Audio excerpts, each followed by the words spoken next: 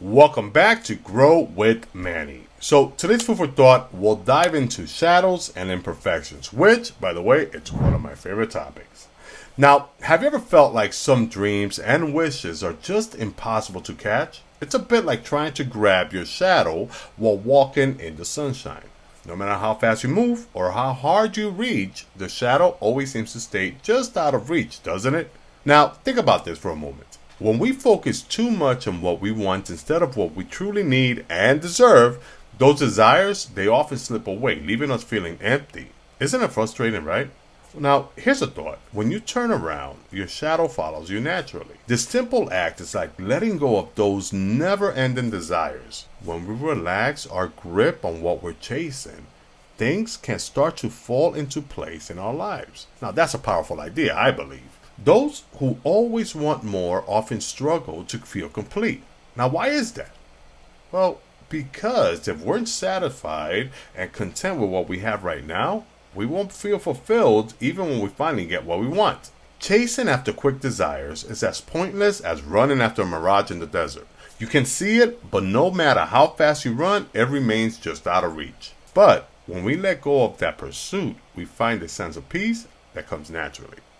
Real happiness isn't about the constant chase for more. It's about understanding and accepting our needs right here and right now. Now, this brings us to a fantastic book, The Gift of Imperfections by Brené Brown.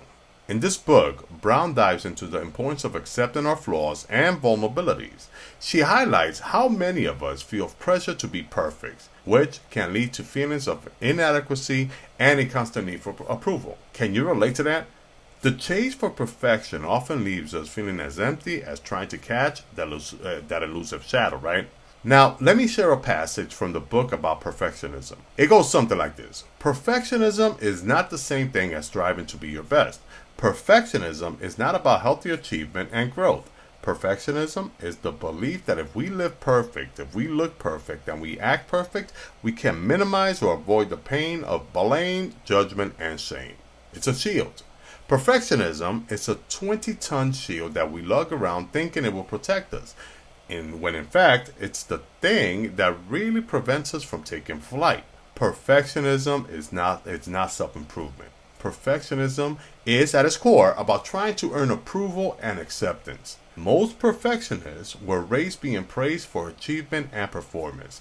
Grades, manners, rule following, people pleasing, appearance, sports. Somewhere along the way, we adopt this dangerous and debilitating belief system. I am what I accomplish and how well I accomplish it. Please perform perfect. Healthy striving is self-focused. How can I improve? Perfectionism is other focus. What will they think? Now, that one passage from that book, it really made me think. How many of us don't start something, a YouTube channel, a new business, TikTok, a new language, because we're afraid that we won't be perfect? Come on, you can be honest with me and most importantly with yourself. Let's remember that in order to be great, we have to be good. But in order to be good, we have to suck. Let me share another story from the book. There's a woman named Carrie. She shares how she felt she had to be perfect in her job and personal life to be loved and accepted. That pressure, it weighed heavily on her, making her anxious and distant from those who she cared about. But when Carrie learned to embrace her imperfections, everything changed. She started to appreciate who she really was, which helped her connect more deeply with her loved ones. Now, how many of us are like Carrie? Are we chasing an ideal version of ourselves, thinking that only then we will find happiness? What if instead we decided to embrace who we are right now? Brown also talks about the feeling of shame, which pushes people to chase impossible standards. For example, she still tells of a story of a mother who felt she had to be the perfect parent. This constant comparison to others, it left her feeling inadequate and overwhelmed.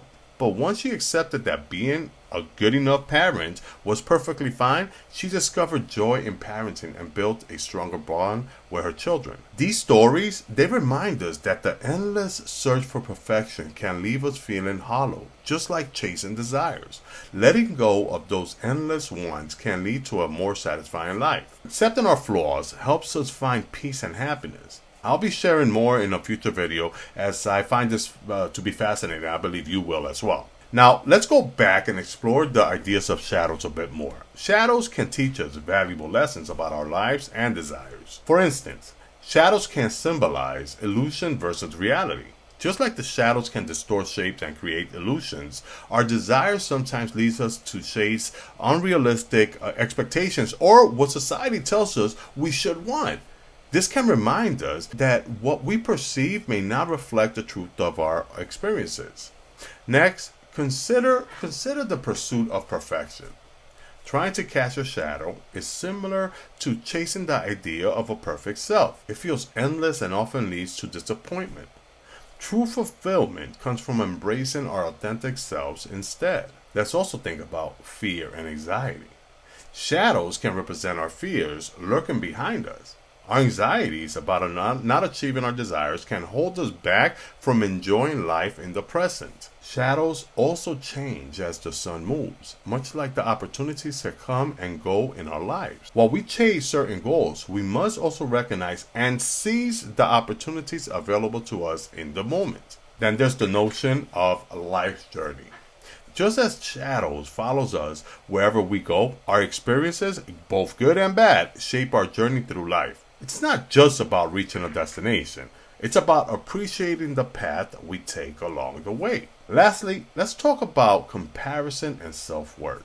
Shadows can symbolize how we often compare ourselves to others. Just as a shadow can change size and shape depending on the light, our self-worth can fluctuate based on how we perceive ourselves against others.